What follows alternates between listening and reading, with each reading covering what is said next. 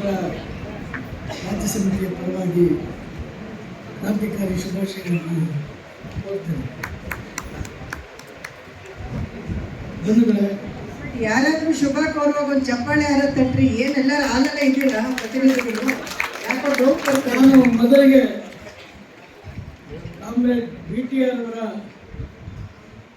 ಒಂದು ಮಾತನ್ನ ಹೇಳ್ತಾ ನನ್ನ ವಿಚಾರವನ್ನು 2-3 ನಿಮಿಷ ನಿಮಗೆ ಬಯಸ್ತೇನೆ.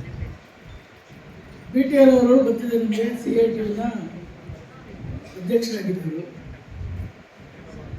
ಅವರು ತಮ್ಮ ಅನುಭವದಿಂದ ಹೇಳಿದ ಮಾತು ಕಮ್ಯುನಿಸ್ಟರಾಗಿ, ವರ್ಗ ಹೋರಾಟವು ಜಾತಿ ದಬ್ಬಾಳಿಕೆ ಧರ್ಮ ಹೋರಾಟದ ವಿರುದ್ಧ ಹೋರಾಟ ನಡೀತಾ ಇದ್ದರೆ ವರ್ಗ ಹೋರಾಟ ಅಲ್ಲಿ ಬೆಸಿಬೇಕು ಅಂತಕ್ಕಂಥ ಮಾತನ್ನು ಅವರು ಹೇಳ್ತಾ ಇದ್ದಾರೆ.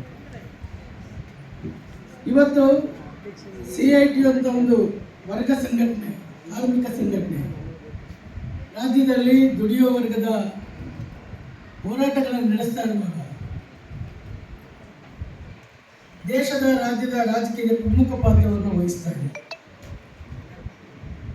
ಇವತ್ತು ದೇಶದಲ್ಲಿ ಏನಾಗ್ತಾ ಇದೆ, BJP ಅಧಿಕಾರಕ್ಕೆ ಬಂದ ಮೇಲೆ ಕೇಂದ್ರದಲ್ಲಿ ಸುಮಾರು 247 ಬಿಲಿಯನ್ಗಳನ್ನು ತಯಾರು ಮಾಡಿದೆ.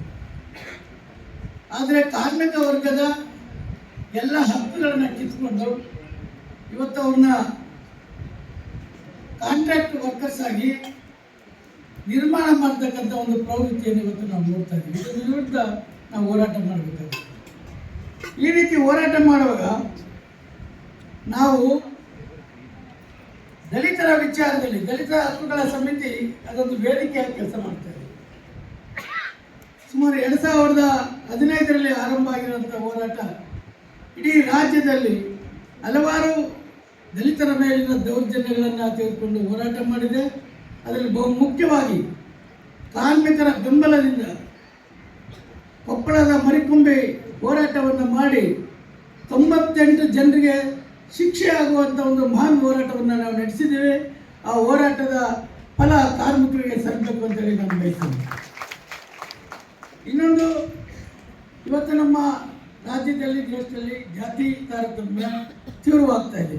ನೀವೆಲ್ಲ ಮೊನ್ನೆ ನೋಡಿದ್ದೀರಿ, ಸುಪ್ರೀಂ ಕೋರ್ಟ್ನ ನ್ಯಾಯಮೂರ್ತಿಗಳಂತ BR ಗವಾಯ್ ಮೇಲೆ ಚಪ್ಪಲಿಸಿದ್ದಾರೆ. ಅದೇ ರೀತಿಯಲ್ಲಿ ಹರಿಯಾಣದಲ್ಲಿ ಒಬ್ಬ IAS ಅಧಿಕಾರಿ ಜಾತಿ ತಾರತಮ್ಯದಿಂದ ಆತ್ಮಹತ್ಯೆಗಳನ್ನು ಮಾಡ್ಕೊಂಡಿದ್ದಾರೆ. ಈ ರೀತಿ ಹಲವಾರು ಸುದ್ದಿಗಳು ದಿನನಿತ್ಯ ಬರ್ತಾ ಇದ್ದಾವೆ. ನಾವೇ ನಿಮಗೆ ಗೊತ್ತಿಲ್ಲದೆಲ್ಲ ವಿಷಯ ಇಲ್ಲ. ಇವತ್ತು ಸಣ್ಣ ಒಂದು ಮಗು ದೇವರ ಗುಜ್ಜರ ಕೋಲು ಹಿಡಿದು ಅನ್ನೋ ಕಾರಣಕ್ಕಾಗಿ ಹೊಡೆದು ಅವರನ್ನು ಸಾಮಾಜಿಕ ಬಹಿಷ್ಕಾರ ಹಾಕಿದ್ದನ್ನು ನಾವು ಮಾಲೂರಲ್ಲಿ ನೋಡ್ತೀವಿ. ಅದೇ ರೀತಿಯಲ್ಲಿ ಒಂದು ಹೆಣ್ಣು ಗಂಡು ಮಕ್ಕಳು ಜಾತಿ ದೃಷ್ಟಿಯಿಂದ ಅಸ್ಪೃಶ್ಯನ ಮದುವೆ ಆದರೆ ಅದನ್ನು ಮರ್ಯಾದೆ ಕೇಳೋ ಹತ್ಯೆ ಅಂತೇಳಿ ಇವತ್ತು ಅವ್ರನ್ನ ಸಾಯಿಸ್ತಕ್ಕಂಥ ಒಂದು ಜಾತಿ ತಾರತಮ್ಯ ವಿಷಯಗಳನ್ನು ನಾವು ನೋಡ್ತಾ ಇದ್ದೀವಿ.